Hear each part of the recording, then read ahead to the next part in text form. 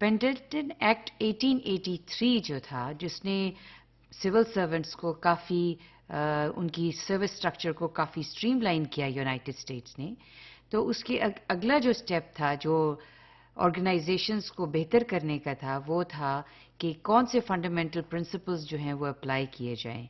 So the fundamental principles that were applied to the organization, to the bureaucracy, were as follows. One of them, they are all together in 7, and we are going to start with the first one. And the first one is the principle of division of labor or division of work or specialization. I'm sure you're familiar with it, लेकिन ये एक बड़ा fundamental principle था जिस पे पूरी organization civil bureaucracy को जो है उसको structure किया गया. यानी within the organization specializations were created and people were assigned to their specialized jobs. The second principle was the principle of homogeneity.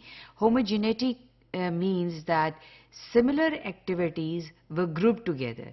In the previous structures, what was happening was that, which was of course leading to inefficiency in the organization, was that the work was all scattered.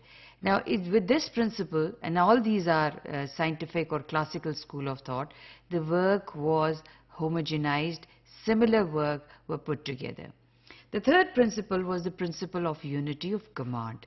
The unity of command means that the subordinates will get instruction from one senior. That doesn't mean that there are too many seniors giving instruction to the subordinates or to the junior. So one senior person is going to instruct or direct the juniors.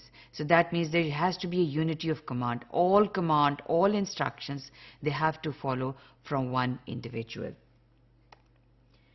The fourth principle was the principle of hierarchy with respect to delegation. Now, हम सबको पता है कि organisation में एक hierarchy होती है जिसमें सीनियर है, उसके बाद जूनियर्स हैं और फिर उसके बाद नीचे और जूनियर्स हैं और एक line of chain of command है. इसमें जो चीज़ अहम इसको तब्दीली लाई गई उसमें ये था कि हायरार्की में सिर्फ ये नहीं है कि चीज़ें सेंट्रलाइज्ड होंगी, बल्कि ये डेलीगेट की जाएंगी. यानी जूनियर्स को उनकी जिम्मेदारी, एक तरफ स्पेशलाइजेशन क्रिएट हो गई है, दूसरी तरफ unity of command hai, and thirdly there has to be delegation, that people must be delegated, juniors must be given jobs, they must be delegated, and this delegation is going to flow from the central authority. The next principle was the principle of accountability. Now, once the responsibilities are delegated, they are given to the juniors, then there is somebody who is accountable. That means you are answerable to the work that you are doing to your seniors. Now, when you are delegated the responsibility, then you are answerable to the work that you are doing. So the principle of accountability was introduced in the organization. The next principle was the principle of span of control. Span of control really means how many people a senior or a person who is or a boss can command. So span of control determine किया गया. ये नहीं था कि एक senior जो है वो 50 लोगों के काम को देख रहा है. That becomes highly inefficient. So scientifically बहुत सी इस पे research की गई और ये determine किया गया कि एक जो senior है वो maximum जो है 4 से 7 लोगों को supervise कर सकता है. So how many people a senior should supervise?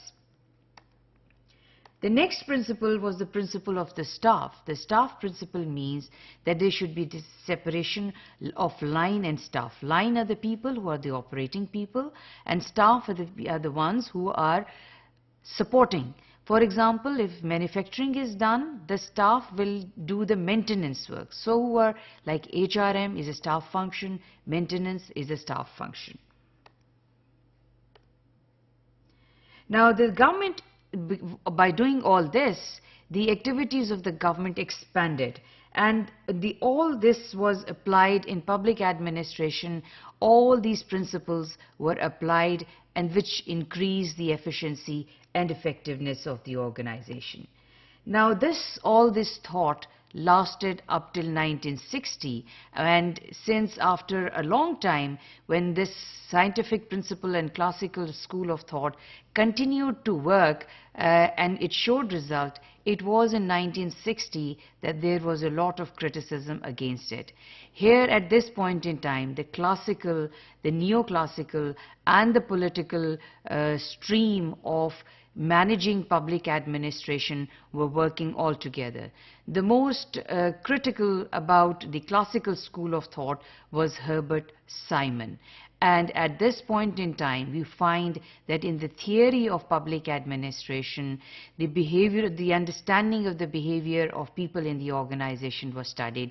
And here at this point in time, public administration was influenced by a number of other disciplines like sociology, psychology, and anthropology.